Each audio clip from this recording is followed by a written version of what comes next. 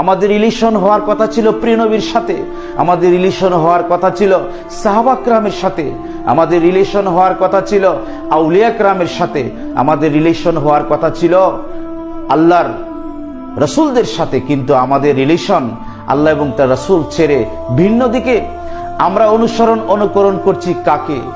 যিনি আমাদের জীবনের আপন, যিনি আমাদের আত্মার আপন, যিনি আমাদের মূল, আমরা ওনাকে অনুসরণ করছি না। আমাদের আইডিয়াল বানিয়ে রেখেছি আমরা অন্য কিছু। আমাদের মুখ দিয়ে আমরা একটা কথা বলি, কিন্তু আমাদের অন্তরে আরেকটা। আমার যুবক, আমার যুবতী ভাইরা, আমার বোনেরা, আপনারা কিন্তু ভিন্ন পথে চলে যাচ্ছেন। আল্লাহ এবং তার রাসূল ছেড়ে অন্যদিকে চলে যাচ্ছেন। কিন্তু না, আল্লাহ এবং তার রাসূল সাল্লাল্লাহু আলাইহি ওয়াসাল্লাম আপনাকে আমাকে উদাত্তভাবে জানাচ্ছেন। আল্লাহ রাব্বুল আলামিন বলেন, আমার গোলামেরা, আমার বান্দারা, প্রিয় নবী বলেন, হে আমার উম্মতেরা, আমার দিকে চলে আসো, আমি এখনো তোমাদের জন্য রাহমাতাল লিল আলামিন। আল্লাহ পাক আমাকে সমগ্র জগৎ সমূহের জন্য রাহমাতাল লিল আলামিন করে প্রেরণ করেছেন।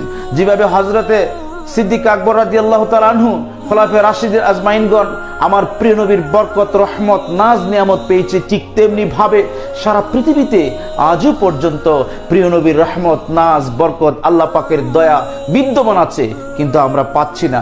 আমাদের